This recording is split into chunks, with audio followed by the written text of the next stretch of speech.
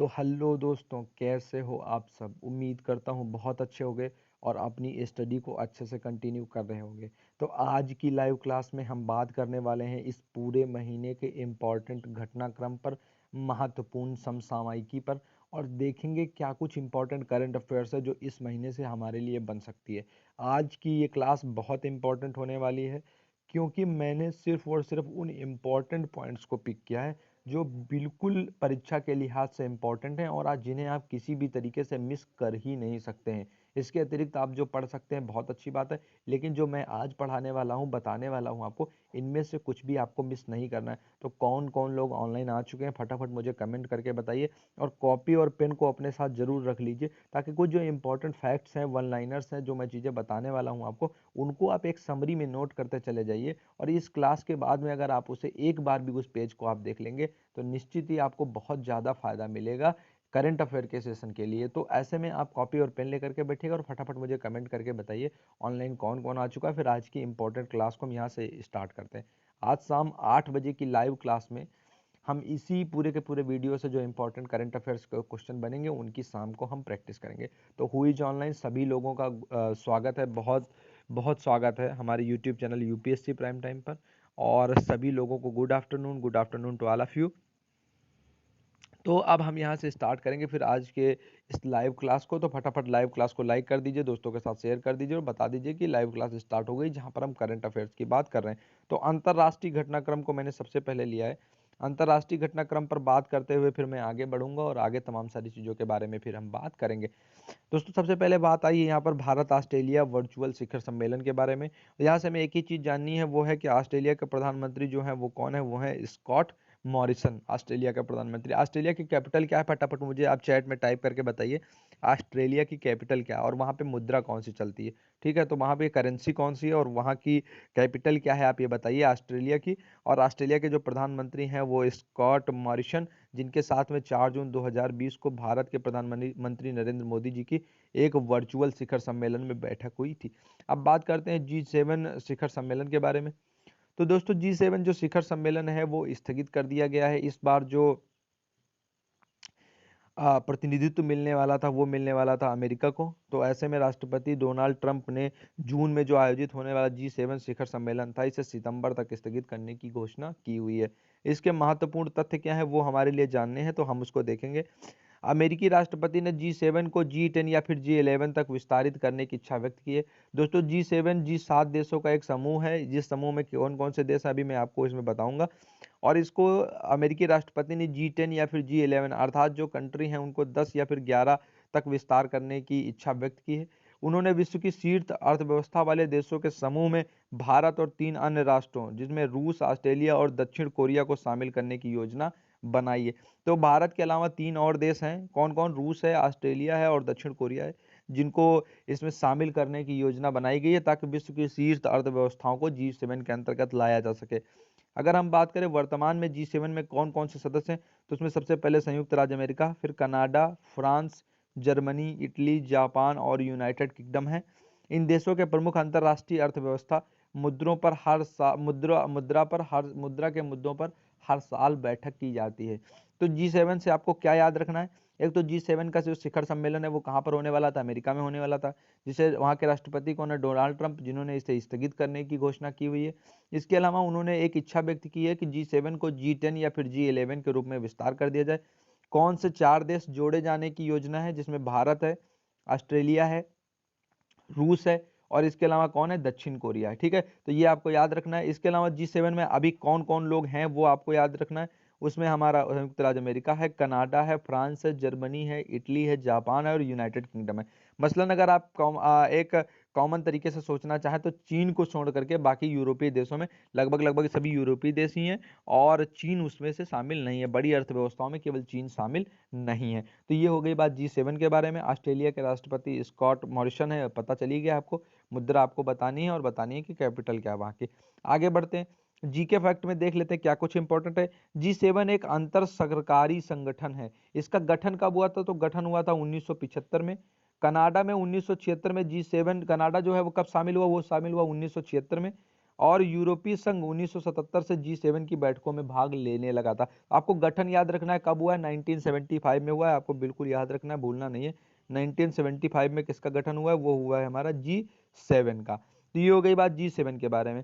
अब देखते हैं 73वीं विश्व स्वास्थ्य सभा 2020 के बारे में कुछ इंपॉर्टेंट फैक्ट हैं जो हमें देखने हैं। दोस्तों 73वीं विश्व स्वास्थ्य सभा 2020 में वीडियो कॉन्फ्रेंसिंग के माध्यम से कहां पर हुई है, हमें ये याद रखना है, और भारत की तरफ से किसने भाग लिया ये याद रखना है। तो ये हुई है हमारी जिनेवा स्विट्जरलैंड में। अच्छा, जिनेवा स्विट्जरलैंड में एक और महत्वपूर्ण अंतर्राष्ट्रीय संगठन है जिसका मुख्यालय वहां पर है, जिनेवा स्विट्जरलैंड में। तो क्या आप जानते हैं कि जिनेवा स्विट्जरलैंड में किसका मुख्यालय? फटाफट चैट में मुझे टाइप करके बताइए कि जिनेवा स्विट्जरलैंड में अभी 73वीं विश्व स्वास्थ्य सभा हुई है, लेकिन वहां पर एक अंतर्राष्ट्रीय संगठन का मुख्यालय है। किसका मुख्यालय है वहां पर? और महत्वपूर्ण तथ्य इसमें यह है कि भारत की ओर से जो केंद्रीय स्वास्थ्य मंत्री हैं डॉक्टर हर्षवर्धन, इन्होंने पार्टिसिपेट किया हुआ था। तो 73वीं विश्व स्वास्थ्य सभा थी, हुई है हमारी जिनेवा स्विट्जरलैंड में, भारत की तरफ से भाग लिया हर्षवर्धन ने। बस ये 3 फैक्ट हमारे लिए इंपॉर्टेंट थे जो आपको याद रखने। 73वीं विश्व स्वास्थ्य सभा जिनेवा स्विट्जरलैंड में हुई है, भारत की तरफ से भाग लिया हुआ है हमारे जो केंद्रीय स्वास्थ्य मंत्री हैं डॉक्टर हर्षवर्धन जी ने। ठीक है, तो ये हो गई बात इसकी। लिपुलेख काला पानी विवाद के बारे में सब लोग सुन रहे हैं, लगातार आप पढ़ रहे हैं, ज्यादा कुछ बताने की जरूरत नहीं है। लेकिन लिपुलेख काला पानी विवाद से जुड़ी हुई एक आधुनिक भारत के इतिहास में अंग्रेजों और नेपाल के बीच हमें एक संधि देखने को मिलती है जो हमारे लिए इंपॉर्टेंट है, और ये मॉडर्न इंडियन हिस्ट्री का क्वेश्चन हो सकता है जो करंट अफेयर से रिलेट होकर आने की इस बार बड़ी परीक्षाओं में पूरी संभावना है। तो ये क्वेश्चन है हमारा कहाँ से? ये क्वेश्चन है हमारा सुगौली की संधि से। अब हम देखेंगे फटाफट कि सुगौली की संधि क्या थी। दोस्तों सुगौली की संधि में क्या हुआ कि नया मानचित्र नेपाल और तत्कालीन ब्रिटिश भारत सरकार के बीच हस्ताक्षरित 1816 की सुगौली की संधि के आधार पर बना हुआ है। तो 1816 में हुई थी सुगौली की संधि, आपको बस यही फैक्ट याद रखना है।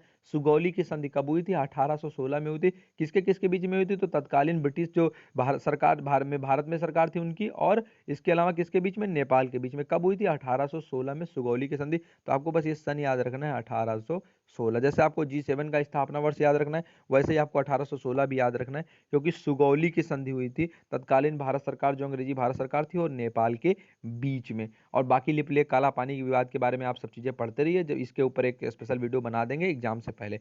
अब बात आ गई सूचकांक के बारे में। तो सूचकांक आप जानते हैं कितना इंपॉर्टेंट होता है, सूचकांक से कितने सारे क्वेश्चन पूछे जाते हैं। ऐसे में इसको मैं मिस कर दूं ये तो हो नहीं सकता था। तो वैश्विक ऊर्जा संक्रमण सूचकांक आ गया है 2020 का। वैश्विक, अब इसको सबसे पहली चीज आजकल आप ध्यान दे रहे होंगे, देख रहे होंगे कि रैंकिंग के साथ साथ कभी भी परीक्षाओं में जब आप प्रीवियस ईयर देखा करिए, जब प्रैक्टिस क्वेश्चन देखा करिए, ये जब कोई पेपर दे करके आया कीजिए, तो थोड़ा सा ये सोचने का प्रयास किया कीजिए कि प्रश्नों की प्रकृति किस प्रकार की है। क्योंकि जिस दिन आप प्रश्नों की प्रकृति को समझना सीख जाएंगे, आपके लिए पढ़ाई करना उतना ही आसान हो जाएगा, क्योंकि कंफ्यूजन आपकी खत्म हो जाएगी कि क्या पढ़ना है, क्या छोड़ना है और कैसे पढ़ना है। आजकल आप देख रहे होंगे कई बार क्वेश्चन, अब जैसे पहले था कि कोई भी रैंकिंग आती थी इंडेक्स, तो सीधे सीधे इंडेक्स से क्वेश्चन पूछ लिया जाता था कि इस साल भारत की कौन सी रैंकिंग आई। फिर देख रहे होंगे आप उसमें उस पैटर्न में थोड़ा सा परिवर्तन हुआ, और इस साल की रैंकिंग के बजाय ये पूछा जाने लगा कि इस बार तो ऐसी रैंकिंग रही है लेकिन इसके पिछले साल कौन सी रैंकिंग थी। मायने क्या हुए कि करंट अफेयर का रिलेशन क्या होने लगा, प्रीवियस ईयर से जोड़ा जाने लगा, पिछले साल से जोड़ा जाने लगा।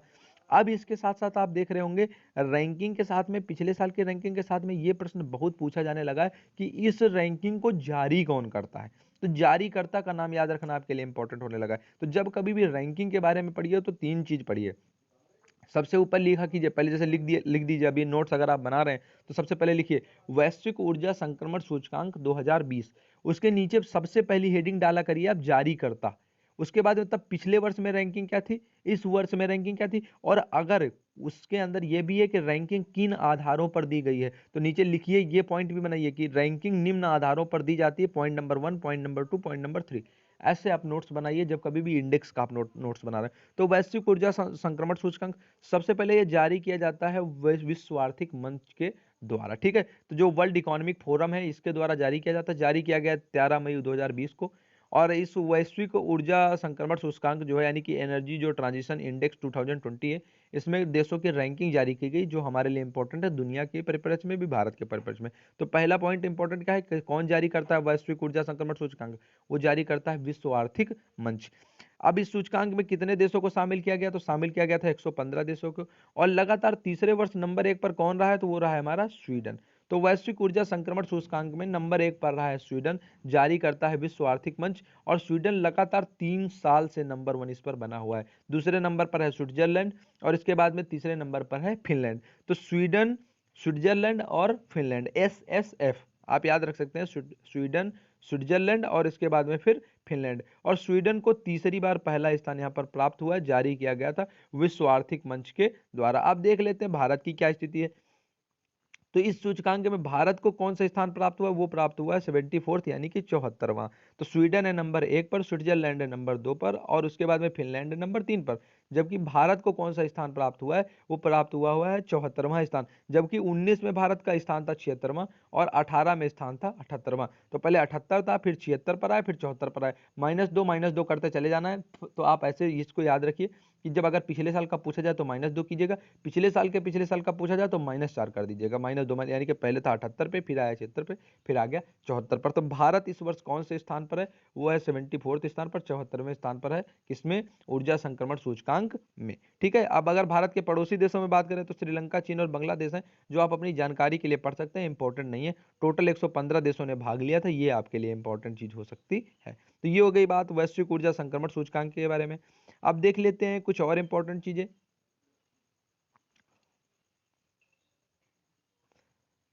अभी वर्चुअल वैश्विक वैक्सीन शिखर सम्मेलन एक हुआ है 2020 में। 4 जून 2020 को ब्रिटेन के नेतृत्व में वर्चुअल वैक्सीन शिखर सम्मेलन 2020 में हुआ है। इसमें भारत के प्रधानमंत्री नरेंद्र मोदी जी ने सम्मेलन को संबोधित किया था। यहाँ पर आपके लिए इंपॉर्टेंट इसलिए हो जाता है क्योंकि वर्चुअल वैश्विक वैक्सीन शिखर सम्मेलन जब आप देखेंगे आपको लगेगा कि स्वास्थ्य से जुड़ा हुआ है, और केंद्रीय मंत्री स्वास्थ्य जो हर्षवर्धन जी हैं उनका नाम ऑप्शन में आपको जरूर मिलेगा। लेकिन आपको याद रखना है इसमें भाग किसने लिया था, इसमें भाग लिया था हमारे प्रधानमंत्री नरेंद्र मोदी जी ने। तो वर्चुअल वैक्सीन शिखर सम्मेलन में भारत की ओर से किसने भाग लिया था, प्रधानमंत्री नरेंद्र मोदी जी ने। और इसका नेतृत्व किसने किया था, तो नेतृत्व किया हुआ था ब्रिटेन ने। तो दो चीजें आपको याद रखनी है, तो आपको याद रखना ब्रिटेन ने इसका नेतृत्व किया हुआ है। और इसके बाद में अगर देखें भारत की ओर से भाग लेने वाले तो वो थे हमारे नरेंद्र मोदी जी। एक और इंडेक्स आ गई है, पर्यावरण प्रदर्शन सूचकांक 2020। अभी हमने ऊर्जा संक्रमण सूचकांक देखा, अब देख रहे हैं हम लोग पर्यावरण प्रदर्शन सूचकांक। 74वां स्थान था, वहां पर आपको याद रखना है, रिवाइज करते रहना है। पर्यावरण प्रदर्शन सूचकांक 2020 सबसे पहले ये जारी किसके द्वारा किया गया, जारी किया गया है येल विश्वविद्यालय के द्वारा। तो पर्यावरण प्रदर्शन सूचकांक 2020 किसके द्वारा जारी किया गया, येल यूनिवर्सिटी के द्वारा जारी किया गया, येल विश्वविद्यालय के द्वारा जारी किया गया है। सूचकांक के 12वें संस्करण में 180 देशों के पर्यावरण प्रदर्शन को मापा गया। इसमें कितने देशों ने भाग लिया हुआ है, 180 कंट्रीज ने भाग लिया है, 180 देशों ने भाग लिया है। यह सूचकांक द्विवार्षिक रूप से जारी किया जाता है। पर्यावरण प्रदर्शन सूचकांक, यदि आप यूपीएससी की तैयारी के लिए सोच रहे हैं, इस बार यूपीएससी प्री देने का सोच रहे हैं 2021 में, तो आप ऐसे तैयार करना जरूर सीखिए, इसको ऐसे करंट अफेयर्स को एनालाइज करना जरूर सीखिए। जारी किया गया येल विश्वविद्यालय के द्वारा, पहला पॉइंट है। 180 देशों ने भाग लिया, दूसरा पॉइंट है। द्विवार्षिक रूप से जारी किया जाता है, मतलब हर दूसरे साल जारी किया जाता है, ना कि वार्षिक रूप से, तीसरा पॉइंट है। और ऐसे ही 4 पॉइंट बना के पूछेगा निम्न में से कौन सा कथन गलत है, तो अगर आपको एक भी पॉइंट नहीं पता होगा तो आप क्वेश्चन कर नहीं पाएंगे। द्विवार्षिक रूप से जारी किया जाता है। सूचकांक में रैंकिंग हेतु पर्यावरणीय प्रदर्शन के 32 संकेतकों पर विचार किया गया, जिनमें राष्ट्रीय और वैश्विक स्तर पर पर्यावरण के प्रदर्शन में 10 साल के रुझानों का अवलोकन किया गया। बात करते हैं डेनमार्क ने 100 में 82.5 स्कोर के साथ सूचकांक में पहला स्थान प्राप्त किया। तो पहले स्थान पर पर्यावरण प्रदर्शन सूचकांक में कौन रहा है, वो रहा है हमारा डेनमार्क। तो आपको याद रखना डेनमार्क का नाम जो रहा है पहले स्थान पर। द्विवार्षिक रूप से जारी किया जाता है, 180 कंट्रीज ने इसमें भाग लिया था, 32 संकेतकों के आधार पर विचार किया गया। दूसरे नंबर पर रहा लग्जमबर्ग, और तीसरे स्थान पर रहा है हमारा स्विट्जरलैंड। तो ये हो गई बात टॉप 3 कंट्रीज के बारे में, डेनमार्क, लग्जमबर्ग और इसके अलावा स्विट्जरलैंड। तो DLS, ठीक है, डेनमार्क और इसके बाद में लग्जमबर्ग और फिर स्विट्जरलैंड, ये टॉप 3 कंट्रीज रहे हैं पर्यावरण प्रदर्शन सूचकांक में। अब बात कर लेते हैं भारत के बारे में। अगर हम भारत की स्थिति को देखें तो सूचकांक में 27.6 यानी कि 27.6 स्कोर के साथ में भारत को 168वां स्थान प्राप्त हुआ है। जबकि 2018 के सूचकांक में भारत 177वें स्थान पर था, यानी कि थोड़ा सा सुधार हुआ है भारत की रैंकिंग में। और जहां पिछले साल जब पिछली रैंकिंग में भारत 177वें स्थान पर था, अब थोड़ा सा ऊपर चढ़ करके भारत 168वें स्थान पर आ गया है। तो आपको ये याद रखना है कि जो हमारा पर्यावरण प्रदर्शन सूचकांक है, इस पर्यावरण प्रदर्शन सूचकांक में क्या किया गया है, 180 देशों में भारत जो है किस रैंकिंग पे रहा है, और जो दुनिया के कौन से देश रहे हैं। तो नंबर 1 पर हमारा कौन सा देश रहा था, नंबर 1 पर हमारा रहा था डेनमार्क, नंबर 2 पर लग्जमबर्ग और नंबर 3 पर स्विट्जरलैंड। जबकि भारत अपनी रैंकिंग में सुधार करते हुए इस साल 168वें स्थान पर रहा था, जबकि पिछली रैंकिंग में भारत की रैंकिंग क्या थी, वो थी 177। तो ठीक है, अब ये हो गई बात यहाँ पर किसकी, पर्यावरण प्रदर्शन सूचकांक की। तो भारत का स्थान आपको याद रखना है और दुनिया के स्थान आपको याद रखने हैं। ठीक है, अब बढ़ते हैं हम अपने अगले इंपॉर्टेंट करंट अफेयर की तरफ, देख लेते हैं हमारे लिए क्या कुछ इंपॉर्टेंट हो सकता है।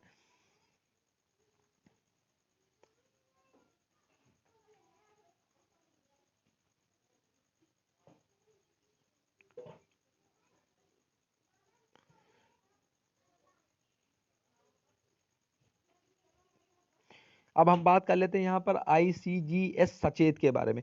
केंद्रीय रक्षा मंत्री राजनाथ सिंह जी ने 15 मई 2020 को नई दिल्ली से वीडियो कॉन्फ्रेंसिंग के माध्यम से गोवा में भारतीय तटरक्षक बल के पोत ICGS सचेत और 2 अवरोधक नौकाओं का जलावतरण किया। अब यहाँ पर ICGS सचेत आपके लिए इंपॉर्टेंट क्यों हो जाता है, क्योंकि इसका अभी अभी जलावतरण किया गया। क्वेश्चन सिर्फ एक प्रकार से पूछा जाता है कि ये किस श्रृंखला का पोत है और इसका काम क्या होगा। तो ICGS सचेत जो है वो 5 अपतटीय गश्ती पोतों की श्रृंखला में पहला पोत है। यानी कि ये किस काम में लिया जाएगा, तो ये लिया जाएगा अपतटीय गश्त के लिए, यानी कि जो तटीय इलाके हैं भारत के, वहां पर गश्त के लिए किसको, ICGS सचेत को जलावतरण इसका किया गया है। राजनाथ सिंह जी ने जलावतरण दिल्ली से वीडियो कॉन्फ्रेंसिंग के माध्यम से किया।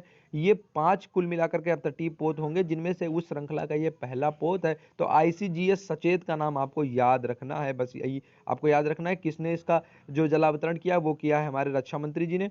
और ICGS सचेत जो है क्या है, ये 5 पूरे पोत होंगे, जिन श्रृंखला में पहला है अपतटीय गश्ती पोत ये है। ठीक है, अब बात करते हैं स्वस्थ वायु वेंटिलेटर की। तो ये चूंकि साइंस और टेक इनोवेशन से, और साइंस और टेक इनोवेशन से जुड़ी हुई सभी चीजें हमारे लिए इंपॉर्टेंट होती है। सबसे पहले हमें देखना बनाया किसने, तो इसे बनाया है CSIR, national aerospace laboratories Bengaluru. इसने बनाया है इसे मई 2020 में कोविड-19 के कम गंभीर मरीज और गैर ICU वाले मरीजों के उपयोग के लिए 36 दिनों में स्वस्थ वायु वेंटिलेटर को विकसित किया। स्वस्थ वायु क्या है, एक वेंटिलेटर है। विकसित किसने किया है इसे, नेशनल एरोस्पेस लेबोरेटरीज बेंगलुरु ने विकसित किया। तो बस आपको इसका नाम याद रखना है, CSIR, national aerospace laboratories Bengaluru. स्वस्थ वायु वेंटिलेटर एरोस्पेस जो बेंगलुरु है उसके द्वारा विकसित किया गया है। बस आपको यही याद रखना है, स्वस्थ वायु वेंटिलेटर किसने विकसित किया है, तो जो बेंगलुरु की एरोस्पेस लेबोरेटरी है उसने इसे विकसित किया हुआ है। अब बढ़ते हैं, हम देख लेते हैं राज्यों से जुड़ी हुई कुछ चीजें हमारे लिए बहुत इंपॉर्टेंट हैं, और वहां से पूरा का पूरा एक सेक्शन बनेगा राज्य समाचार से। खासतौर से इसकी जो राज्यों की योजनाएं हैं वो इंपॉर्टेंट है। हिमाचल प्रदेश की एक योजना है जिसका नाम है निगाह। निगाह कार्यक्रम क्या है हिमाचल प्रदेश का, इसे हम थोड़ा सा देख लेते हैं ताकि आपको याद रहे। इस कार्यक्रम के तहत आशा, स्वास्थ्यकर्मी, आंगनबाड़ी कार्यकर्ताओं को होम क्वारंटाइन के दौरान सामाजिक दूरी को बनाए रखने के लिए सामान्य जागरूकता पैदा करने के लिए तैनात किया जाएगा। तो निगाह कार्यक्रम का उद्देश्य क्या है कि जो स्वास्थ्य कर्मचारी होंगे, आंगनबाड़ी होंगी, आशा बहु होंगे, इन्हें गांव-गांव में और पूरे के पूरे एक क्षेत्र में इन्हें तैनात किया जाएगा ताकि ये लोगों पर होम क्वारंटाइन की स्थिति में नजर रख सकें। तो निगाह कार्यक्रम इसलिए बनाया गया, संबंध है इसका हिमाचल प्रदेश के। ठीक है, निगाह कार्यक्रम का संबंध कहाँ से, हिमाचल प्रदेश से। निगाह कार्यक्रम किसने स्टार्ट किया, वो हिमाचल प्रदेश सरकार ने स्टार्ट किया हुआ है। तो निगाह लिख लीजिए आप, या तो ये लिख लीजिए राज्य और योजनाएं करके आप पूरी एक लिस्ट बना लीजिए। एक तरफ आप लिख लीजिए राज्य, दूसरी तरफ लिख लीजिए योजनाएं। तो यहाँ पर पहले आप हिमाचल प्रदेश लिख करके फिर निगाह लिख लीजिए। अब देखते हैं हम आगे, पंजाब सरकार ने भी एक इम्पोर्टेंट अध्यादेश, संशोधन अध्यादेश जारी किया जो हमारे लिए इम्पोर्टेंट हो सकता है। पंजाब सदाचरण कैदी अस्थायी रिहाई संशोधन अध्यादेश 2020 जारी किया गया है। कोविड-19 संकट के दौरान राज्यों की जेलों में कैदियों की संख्या की क्षमता को कम रखने के अंतर्गत राज्य सरकार, पंजाब की राज्य सरकार ने क्या किया है, 17 मई 2020 को पंजाब सदाचरण कैदी अस्थायी रिहाई संशोधन अध्यादेश जारी किया हुआ है। हरियाणा ने क्या किया हुआ है, दिसंबर 2022 तक सभी ग्रामीण परिवारों को नल का पानी उपलब्ध कराने की योजना बनाई है। राज्य ने दिसंबर 2022 तक सभी ग्रामीण परिवारों को पीने के लिए पानी की आपूर्ति के लिए नल का कनेक्शन उपलब्ध कराने की योजना बनाई है। यह योजना राज्य ने जल जीवन मिशन के तहत 2019-20 के दौरान 1,05,000 नल कनेक्शन प्रदान किए हुए हैं। तो इसने अभी तक क्या किया हुआ है कि 1,05,000 नल कनेक्शन प्रदान कर दिए हैं। किस सरकार ने, तो हरियाणा सरकार ने। तो हरियाणा सरकार ने 2022 तक सभी ग्रामीण परिवारों को नल का पानी उपलब्ध कराने की योजना बनाई हुई है। और यही हमारे लिए इम्पोर्टेंट है कि जो हरियाणा सरकार है, अब ये क्वेश्चन इस तरीके से पूछा जाएगा कि जो कौन सी सरकार है जिसने दिसंबर 2022 तक सभी परिवारों को नल का पानी उपलब्ध कराने की योजना बनाई है, तो वो हमारी स्टेट गवर्नमेंट है, हरियाणा की स्टेट गवर्नमेंट। हरियाणा के मुख्यमंत्री कौन है, फटाफट मुझे कमेंट करके बताइए। हरियाणा के मुख्यमंत्री और राज्यपाल कौन है, फटाफट कमेंट करके बताइए। इसके बाद में हम देखते हैं तो शेष जो 10.11 लाख घर हैं उनमें 2020 से 2021 तक 7 लाख घरों में नल कनेक्शन देने की योजना इन्होंने बनाई हुई है। तो निगाह कार्यक्रम है हमारा हिमाचल प्रदेश का, और सदाचरण कैदी अस्थायी अधिनियम है पंजाब का। इसके अलावा जो हमारा हरियाणा है उसने नल से जल योजना के अंतर्गत सभी परिवारों को 2022 दिसंबर 2022 तक नल का जल उपलब्ध कराने की योजना बनाई हुई है। अब बात करें जम्मू कश्मीर के बारे में, तो जम्मू कश्मीर सुकून कोविड-19 बीट द स्ट्रेस पहल जारी की हुई है। ठीक है, लॉकडाउन के दौरान मनोवैज्ञानिक प्रभाव और उन्हें दूर करने के लिए अपनाए जाने वाले उपकरणों के बारे में जागरूकता फैलाने के लिए सूचना और जनसंपर्क विभाग जम्मू कश्मीर ने मई 2020 में सुकून कोविड-19 बीट द स्ट्रेस सुकून कोविड-19 बीट द स्ट्रेस नामक एक पहल की शुरुआत की। तो भाई बस आपको यही याद रखना है, सुकून कोविड-19 बीट द स्ट्रेस यानी कि तनाव को कैसे हराएं नामक योजना जो है इसकी शुरुआत की हुई है किसने, जम्मू और कश्मीर सरकार ने। तो ठीक है, तो अब जम्मू और कश्मीर की बात हो गई। अब बात कर लेते हैं आगे, ब्रजराज शर्मा को लोक सेवा आयोग का अध्यक्ष नियुक्त किया गया है। ये नियुक्ति हमारे लिए इंपॉर्टेंट है। जम्मू कश्मीर के जो पूर्व मुख्य सचिव रहे हैं ब्रजराज शर्मा, उन्हें जम्मू कश्मीर लोक सेवा आयोग का अध्यक्ष बनाया गया है। तो जम्मू कश्मीर से हमारे लिए ये चीज भी इंपॉर्टेंट हो सकती है। दिसंबर 2022 तक जम्मू कश्मीर ने सभी ग्रामीण परिवारों को नल का पानी उपलब्ध कराने के लिए क्या किया है कि आपूर्ति के लिए नल का कनेक्शन प्रदान करने की योजना इसने भी बनाई हुई है। तो देखिए 2 लोग हो गए अब यहाँ पर। दिसंबर 2022 तक हरियाणा सरकार भी कह रही है कि हम सभी ग्रामीण परिवारों को नल का पानी उपलब्ध कराएंगे, और जम्मू कश्मीर सरकार भी कह रही है कि हम दिसंबर 2022 तक नल का पानी उपलब्ध कराएंगे। अब ज्वाइंट स्टेट के साथ में भी आ सकता है, पंजाब और हरियाणा, दिल्ली और हरियाणा, जम्मू कश्मीर और हरियाणा, ऐसे करके भी बन सकता है, कपल में बन सकता है। अब बात करें उत्तर प्रदेश में, तो उत्तर प्रदेश सरकार के बारे में बात करें तो उत्तर प्रदेश स्टार्टअप फंड, ठीक है, तो उत्तर प्रदेश सरकार ने क्या किया हुआ है कि सिडबी और राज्य सरकार के बीच में एक समझौता हुआ है, जहां पर क्या कहा गया है कि 15 करोड़ रुपए की पहली किस्त दी जाएगी उत्तर प्रदेश को, और ये स्टार्टअप फंड के रूप में भारत को, उत्तर प्रदेश को दिया जाएगा। अब बात करें छत्तीसगढ़ की, तो छत्तीसगढ़ ने राजीव गांधी किसान न्याय योजना की शुरुआत की हुई है। तो किस राजीव गांधी किसान न्याय योजना किससे रिलेटेड है, छत्तीसगढ़ से रिलेटेड है। अगर आप एक चीज याद रखिएगा, चूंकि मैं ये करंट अफेयर एक जर्नल बेसिस पे पढ़ा रहा हूँ, लेकिन जिस स्टेट से आप बिलोंग करते हैं उस स्टेट से जुड़ी हुई जो करंट अफेयर है उसको आपको इन डिटेल पढ़ना है। जैसे चूंकि अगर हम छत्तीसगढ़ के नहीं है तो हमें सिर्फ ये जानना है कि जो राजीव गांधी न्याय योजना है वो छत्तीसगढ़ सरकार ने शुरू की है, लेकिन अगर आप छत्तीसगढ़ पीसीएस को देने जा रहे हैं तो आपको फिर राजीव गांधी किसान न्याय योजना के बारे में इन डिटेल सारी चीजें पता होनी चाहिए, क्योंकि फिर आपसे इतना उथला क्वेश्चन पूछे जाने की उम्मीद रखना बोर्ड से बहुत नाइंसाफी होगी। अगर आप उत्तर प्रदेश से रिलेट करते हैं तो आप उत्तर प्रदेश से जुड़ी हुई सारी चीजों को पढ़िए। जनरल वे में अगर आप पढ़ रहे हैं, यूपीएससी के लिए अगर आप पढ़ रहे हैं, तब तो आपको सारी चीजों को इन डिटेल पढ़ना ही पढ़ना है। अगर आप जीके के लिहाज से पढ़ रहे हैं तो फिर आप केवल ऊपर ऊपर की चीजें पढ़ लीजिए, तो भी आपका काम चलता रहेगा। तो उत्तर प्रदेश सरकार ने स्टार्टअप फंड की भी शुरुआत की हुई है, जिसके लिए 15 करोड़ रुपए की पहली किस्त सिडबी से ली गई है। ठीक है, तो अब सिडबी का फुल फॉर्म क्या होता है, फटाफट मुझे टाइप करके बताइए, सिडबी का फुल फॉर्म क्या होता है। राजीव गांधी किसान न्याय योजना की शुरुआत किसने की है, तो वो छत्तीसगढ़ सरकार ने की हुई है। अब बात करें प्रवासी राहत मित्र ऐप के बारे में, तो ये भी हमारा उत्तर प्रदेश सरकार से रिलेटेड है। कौन,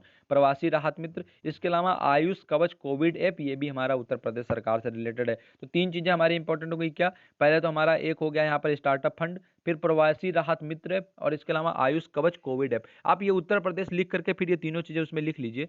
आप लिख लीजिए स्टार्टअप फंड के बारे में, फिर प्रवासी राहत मित्र ऐप और आयुष कवच ऐप, ऊपर उत्तर प्रदेश लिखा रहने दीजिए। तो जब आप एक साथ पूरी लिस्ट पढ़ेंगे तो आपको सारी की सारी चीजें एक साथ ही रिवाइज होती रहेंगी। और इसके बाद में आप लिख लीजिए छत्तीसगढ़। छत्तीसगढ़ ने क्या किया हुआ है, पूरी तरीके से एक योजना लागू की हुई है, जो क्या है हमारी, उस योजना का नाम है राजीव गांधी किसान न्याय योजना, जिसके अंतर्गत तमाम सारी फसलों के जो है अच्छे अच्छे मूल्य उपलब्ध कराए जा रहे हैं। राज्य सरकार ने खरीफ में 2020 में धान, मक्का, सोयाबीन, मूंगफली, तिल, अरहर, मूंग, उड़द, कुल्थी, राम तिल, कोदो, कोटकी और रबी और गन्ना के फसल को शामिल किया। इस योजना से करीब करीब 19 लाख किसानों को फायदा पहुंचेगा। मध्य प्रदेश के बारे में बात कर लेते हैं हम, हिमाचल प्रदेश के बारे में बात कर चुके हैं, जम्मू कश्मीर के बारे में बात कर चुके हैं, हरियाणा के बारे में बात कर चुके हैं। अब बात करते हैं मध्य प्रदेश के बारे में। मध्य प्रदेश के मुख्यमंत्री कौन है, फटाफट अभी नए मुख्यमंत्री मध्य प्रदेश में कौन बने, फटाफट उनका नाम बताइए। चरण पादुका अभियान शुरुआत की हुई है मध्य प्रदेश सरकार ने। तो एमपी गवर्नमेंट जो है हमारी, उसने कौन सी एक शुरुआत की हुई है? नई, वो शुरुआत की हुई है चरण पादुका अभियान की। इसके तहत क्या किया जाएगा? जूते चप्पल प्रदान किए जा रहे हैं जो तमाम सारे प्रवासी मजदूर हैं जो पैदल चल करके आ रहे हैं उन्हें। तो चरण पादुका अभियान किससे रिलेटेड है? वो है मध्य प्रदेश से। इसके अलावा FIR आपके द्वार योजना को पायलट प्रोजेक्ट के रूप में 23 पुलिस स्टेशनों पर शुरू किया। वो किसने शुरू किया? मध्य प्रदेश ने। तो एमपी की दो इंपॉर्टेंट योजनाएं हैं, एक है अभियान है, एक चरण पादुका अभियान, दूसरा है FIR आपके द्वार। तो ये पायलट प्रोजेक्ट है, ये दो चीजें हो गई एमपी से रिलेटेड। अब बात करें गुजरात के बारे में, तो आत्मनिर्भर गुजरात सहाय योजना, ये कहाँ से रिलेटेड है? गुजरात से रिलेटेड है। इस योजना के तहत निम्न मध्यम आय वाले लोगों को 1 लाख रुपए तक का गारंटी मुक्त ऋण बैंकों से 2% वार्षिक ब्याज दर पर मिलेगा। तो आत्मनिर्भर गुजरात योजना गुजरात की, इसमें क्या किया जाएगा कि जो मध्यम और निम्न मध्यम आय वर्ग के लोग हैं उनको 1 लाख रुपए तक का गारंटी मुक्त ऋण मिलेगा। इसके अलावा सुजलाम सुफलाम जल संचय अभियान, जो मोस्ट इंपॉर्टेंट है परीक्षाओं के लिहाज से, ये भी कहाँ पर है? ये भी गुजरात राज्य से रिलेटेड है। ये क्यों बनाया क्यों गया? भूमिगत जल स्तर को ऊंचा उठाने के लिए एक महत्वाकांक्षी योजना के रूप में इसे शुरू किया गया है। तो सुजलाम सुफलाम जल संचय अभियान किससे रिलेटेड है? गुजरात गवर्नमेंट से रिलेटेड। ये सारी चीजें आप लिखते जाइए, एक बार रिवीजन कर लेंगे आपको हमेशा के लिए याद हो जाएगा। कर्नाटक सरकार ने एक कार्यक्रम शुरू किया हुआ है। कर्नाटक में मुख्यमंत्री कौन है? उनका भी नाम फटाफट आप बताइए। और कर्नाटक सरकार ने एक प्राण वायु कार्यक्रम शुरू किया हुआ है। मई 2020 में बेंगलुरु नगर निगम ने लोगों के लिए श्वसन स्वास्थ्य की स्वयं जांच करने की आवश्यकता पर जागरूकता पैदा करने के लिए स्व प्राण वायु कार्यक्रम शुरू किया हुआ है। तो ये किससे रिलेटेड है? कर्नाटक से रिलेटेड है। कौन सा? प्राण वायु कार्यक्रम।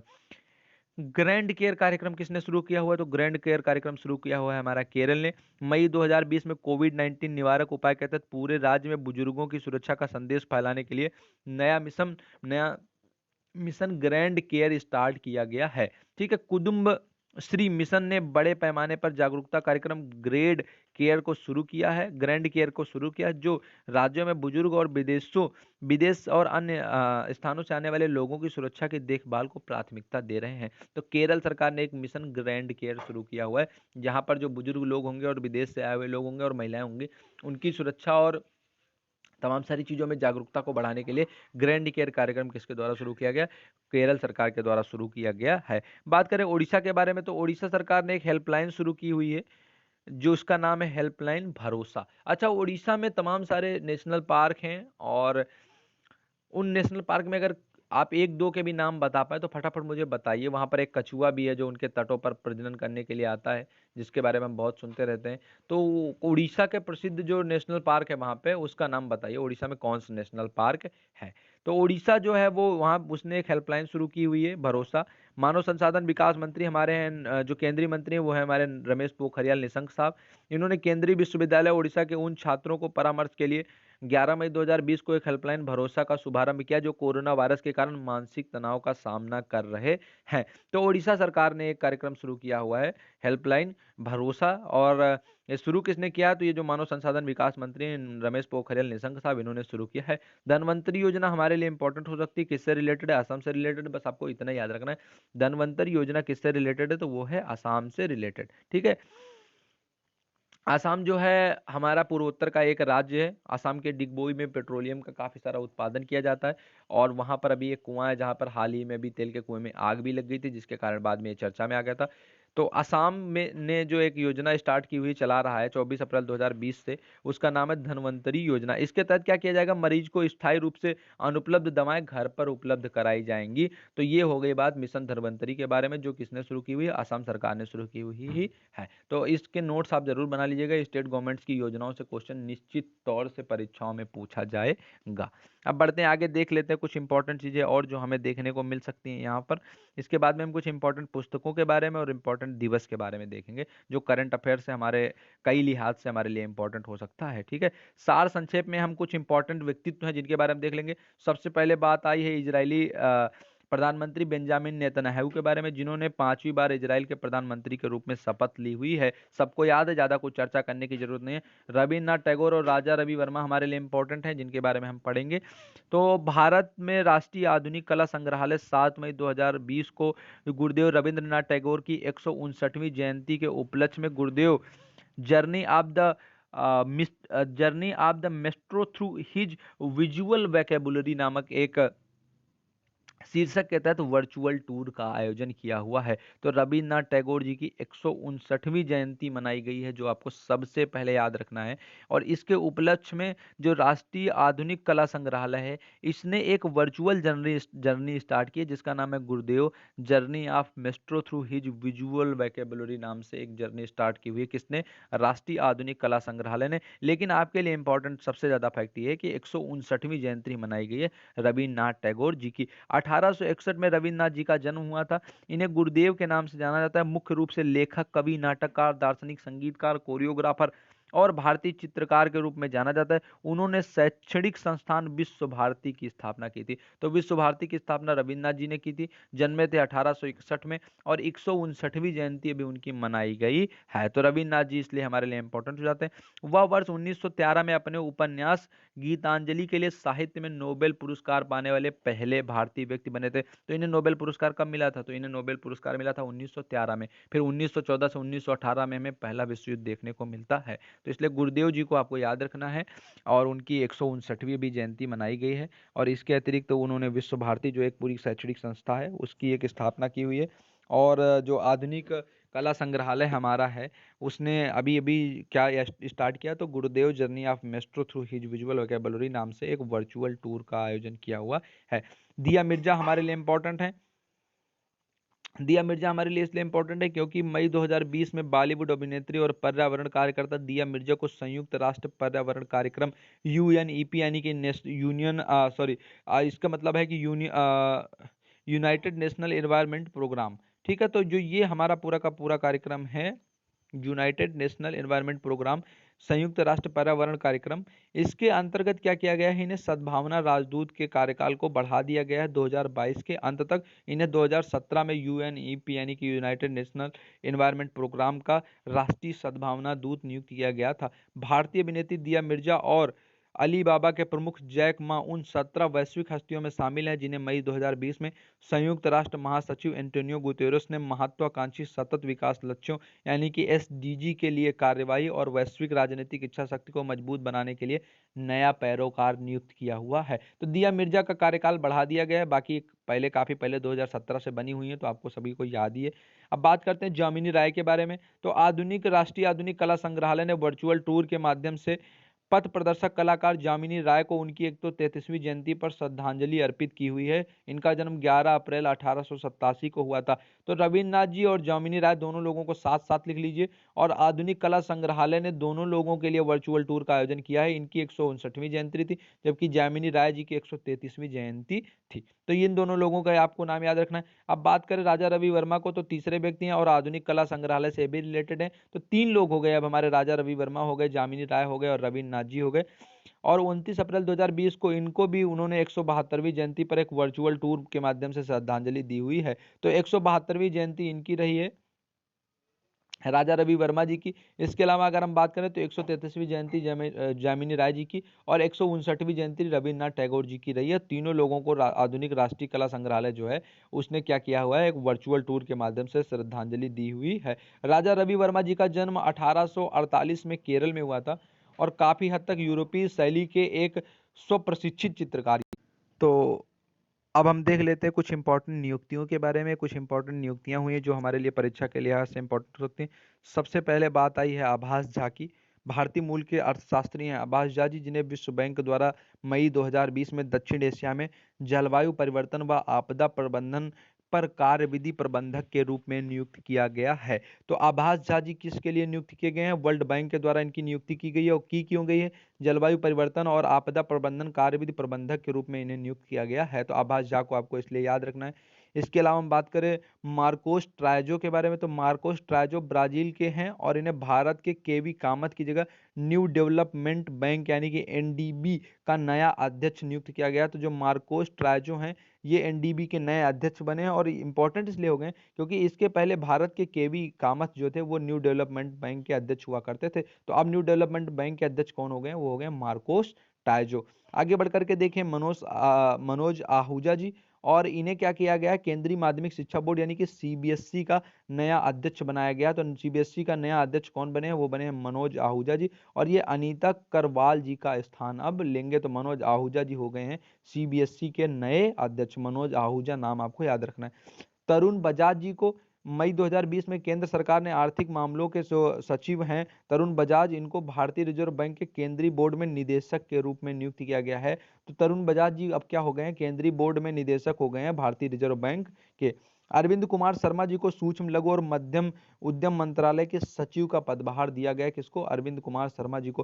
टीएस त्रिमूर्ति जी आपके लिए इंपॉर्टेंट हो गए हैं, क्यों, क्योंकि टीएस त्रिमूर्ति जी को संयुक्त राष्ट्र में भारत के अगले राजदूत या स्थायी प्रतिनिधि के रूप में नियुक्त किया गया है। इसके पहले सैयद अकबरुद्दीन जी कौन हुआ करते थे, संयुक्त राष्ट्र में भारत के स्थायी राजदूत हुआ करते थे। तो टीएस त्रिमूर्ति आपको याद रखना है, क्योंकि एक इंपॉर्टेंट नियुक्ति है, बड़ी नियुक्ति है। तो टीएस त्रिमूर्ति का नाम आपको याद रखना है।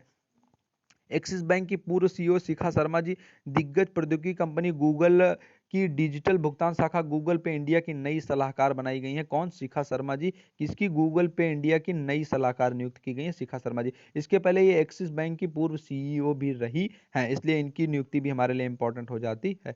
अब बढ़ते हैं कुछ अभियान, सम्मेलन और आयोजनों की तरफ। तो सेना का कमांडो सम्मेलन जो है अभी जल्दी आयोजित किया गया, कहाँ पर, नई दिल्ली में। बस आपको यही याद रखना है कि सेना के कमांडो का सम्मेलन जो है कहाँ पर आयोजित किया गया, वो आयोजित किया है नई दिल्ली में। वर्ष में 2 बार ये आयोजित किया जाता है। वंदे भारत मिशन क्यों स्टार्ट किया गया, वंदे भारत मिशन अभी हमारे बहुत सुनने में आया। तो इसके अंतर्गत क्या किया गया, विदेशों में फंसे करीब 1,48,000 जो भारतीय हैं, सॉरी 14,800 जो भारतीय हैं, उनको स्वदेश लाने के लिए एक बड़े मिशन की शुरुआत की गई, जो किसके नाम से जाना गया वंदे भारत मिशन के नाम से। अब आगे बढ़े तो नदी प्रबंधन तट भविष्य पर एक आइडियाथन का जो है अभी आयोजन किया गया। इसके अंतर्गत क्या किया गया कि नदी प्रबंधन का भविष्य पर एक आइडियाथन का आयोजन किया गया और चुनौतियों के बारे में समाधान पर एक विचार करते हुए मंथन किया गया। युद्धाभ्यास, सैन्य अभ्यास बहुत इंपॉर्टेंट है। एक ऑपरेशन हुआ है समुद्र सेतु। इसके अंतर्गत क्या किया गया, भारतीय नौसेना ने कोविड, जैसे कि वंदे भारत मिशन था वैसे ही समुद्र सेतु मिशन था, जिसके अंतर्गत क्या भारतीय नौसेना ने यह अभियान किया हुआ है भारतीयों को स्वदेश लाने के लिए विदेश से। तो ये हो गया उसका, और वो था वायुसेना का अभियान। अब मिशन सागर की बात करें तो ये भी कोविड-19 के बीच में क्या किया, आउटरीच कार्यक्रम था मिशन सागर, जिसके अंतर्गत पड़ोसी मुल्कों तक क्या की गई थी, भारत के द्वारा सहायता पहुंचाई गई थी। तो इसलिए मिशन सागर, वंदे भारत मिशन और इसके अलावा एक जो हमारा मिशन है समुद्र सेतु, ये 3 मिशन को आपको याद रखना है। वंदे भारत मिशन, समुद्र सेतु मिशन और मिशन सागर, ये 3 जो मिशन है वो आपको याद रखने हैं, और इनमें क्या कुछ हुआ वो आपको याद रखना है, ताकि आपको ये चीजें याद रहें। अब वेब पोर्टल की बात कर लेते हैं। कुछ वेब पोर्टल जारी किए गए जिनके बारे में जानना हमारे लिए मोस्ट इंपॉर्टेंट है। राष्ट्रीय आर्टिफिशियल इंटेलिजेंस पोर्टल जारी किया गया है। बस कौन सा पोर्टल किसके द्वारा जारी किया गया, किसका पोर्टल है, ये आपको याद रखना है।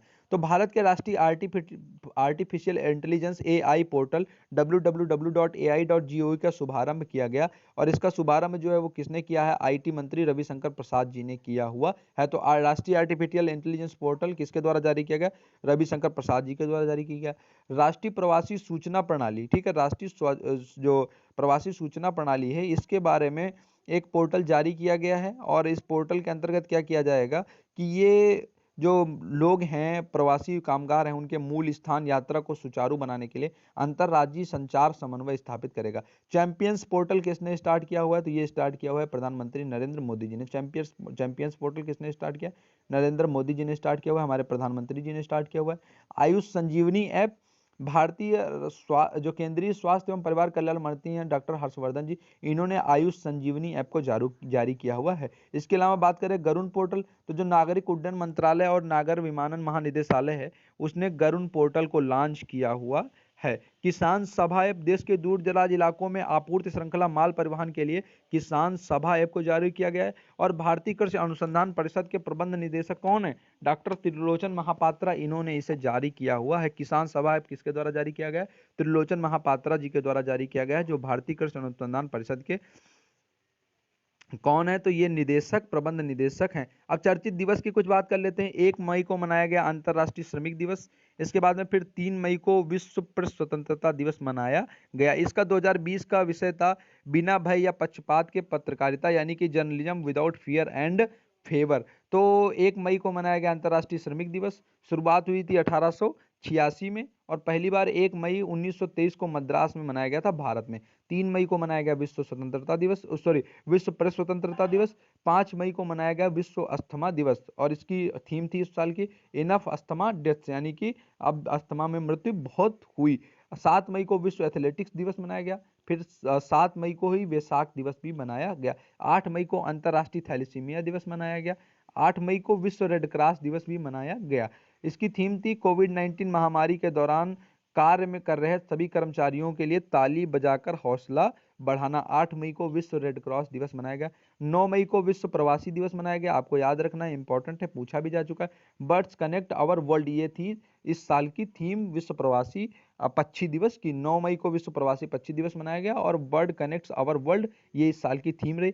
11 मई को राष्ट्रीय प्रौद्योगिकी दिवस मनाया गया। Rebooting the economy through science and technology and research translation, ये इस साल की इसमें थीम रही। 12 मई को अंतर्राष्ट्रीय नर्स दिवस मनाया गया। ये इंपॉर्टेंट हो सकता है इस बार ये पूछा जाए। Nurse a voice to lead nursing the world to health. 15 मई को अंतर्राष्ट्रीय परिवार दिवस मनाया गया। 16 मई को अंतर्राष्ट्रीय प्रकाश दिवस और 16 मई को शांति के साथ एक साथ रहने का अंतर्राष्ट्रीय दिवस मनाया गया। 17 मई को विश्व दूरसंचार सूचना और सोसाइटी दिवस मनाया गया। इस साल इसकी थीम रही कनेक्ट 2030 सतत विकास लक्ष्यों के लिए आईटी, यानी कि connect 2030 ITs for the sustainable development goals. 18 मई को अंतर्राष्ट्रीय संग्रहालय दिवस मनाया गया। 20 मई को विश्व मधुमक्खी दिवस मनाया गया। आपको इंपॉर्टेंट है ये फैक्ट याद रखना है, इस बार इसके बारे में काफी चर्चा रही। बी इंगेज्ड, ये इस साल की थीम रही। 20 मई को विश्व माप विज्ञान दिवस मनाया गया। 21 मई को मनाया गया संवाद और विकास हेतु विश्व सांस्कृतिक विविधता दिवस, जबकि 21 मई को ही अंतर्राष्ट्रीय चाय दिवस भी मनाया गया। 22 मई को एक इंपॉर्टेंट दिवस मनाया गया जो आपको याद रखना है, अंतर्राष्ट्रीय जैव विविधता दिवस, और इस साल इसकी थीम रही our solutions are in nature. ठीक है, our solutions are in nature, हमारे समाधान प्रकृति में निहित हैं। 23 मई को प्रसूति नाल व्रण की समाप्ति के लिए अंतर्राष्ट्रीय दिवस मनाया गया। इसकी थीम रही लैंगिक असमानता समाप्त करें, स्वास्थ्य असमानताओं को समाप्त करें, अब फिस्टुला को समाप्त करें। तो ये जो थीम रही इस साल रही 23 मई, प्रसूति नाल व्रण की समाप्ति के लिए अंतर्राष्ट्रीय दिवस, यानी कि and gender inequality, and health inequalities and in fistula now. तो ये रही इस साल की थीम 23 मई को। 23 मई को ही विश्व कछुआ दिवस मनाया गया और 25 मई को विश्व थायराइड दिवस मनाया गया। 29 मई को अंतर्राष्ट्रीय संयुक्त राष्ट्र अंतर्राष्ट्रीय शांति सैनिक दिवस मनाया गया और 31 मई को विश्व तंबाकू निषेध दिवस मनाया गया। अब कुछ इंपॉर्टेंट पुस्तकें हैं जो इंपॉर्टेंट है जिन्हें देखना है। Vijyant at Kargil the biography of a war hero, V N. Thapar और नेहा द्विवेदी ने ये किताब लिखी हुई है। Mobilising the marginalised ethnic parties without ethnic movements, ये किताब लिखी गई हुई है अमित आहूजा जी के द्वारा। Mad bad and dangerous to know, Samira Ahmed की एक इंपॉर्टेंट किताब है, इस बार परीक्षाओं के लिहाज से इंपॉर्टेंट हो सकती है। Mad bad and dangerous to know, Samira Ahmed, ये किताब लिखी है समीरा अहमद जी ने। India's world how prime minister saved foreign policy, Rajiv Dogra की फॉरेन पॉलिसीज पे एक अच्छी किताब है। Reviving jobs an agenda for growth, Santosh Mehrotra की किताब है। 35 death how politics in Maharashtra change forever in 2019, Jitendra Dixit current मामलों को लेकर के किताब लिखी हुई है। वुहान डायरीज मोस्ट इंपॉर्टेंट किताब है ये। Wuhan diary dispatches from the quarantined city, from a quarantined city, Fang Fang and Michael Berry की किताब है वुहान डायरीज, ये किताब इंपॉर्टेंट है, परीक्षाओं में पूछी जा सकती है। Into the heart of Himalayas, जोनो लाइनीज जी की लिखी हुई, लाइनिन की लिखी हुई किताब है। इसके अलावा when Nehru looked east, origins of India US suspicion and India China rivalry, Franklin Frankel, ये किताब भी हमारे फ्रैंकलिन फ्रैंकल की जो किताब है ये किताब हमारे लिए इंपॉर्टेंट होती है। तो 2-3 किताबें हैं जिसमें एक हमारी वुहान डायरी है, दूसरी हमारी इंडिया चाइना राइवलरी वाली किताब है। इसके अलावा mad bad and dangerous to know, ये 3 किताबें हैं जो हमारे लिए इंपॉर्टेंट हो सकती हैं यहाँ से। तो ये था कुल मिलाकर के इस साल का, इस महीने का पूरा करंट अफेयर, जहाँ पे जो कुछ इंपॉर्टेंट हो सकता था परीक्षाओं के लिहाज से वो हमने देखने की कोशिश की है, एक क्विक रिव्यू करने की कोशिश की है। तो उम्मीद है कि आप इससे काफ़ी सारा करंट अफेयर कवर कर लेंगे और इनके नोट्स बना करके इन चीज़ों को जरूर अच्छे से तैयार कर लेंगे। जो इंपॉर्टेंट दिवस थे मैंने उनके बारे में बताया, इंपॉर्टेंट पुस्तकों के बारे में बताया, कुछ इंपॉर्टेंट पोर्टल के बारे में बताया।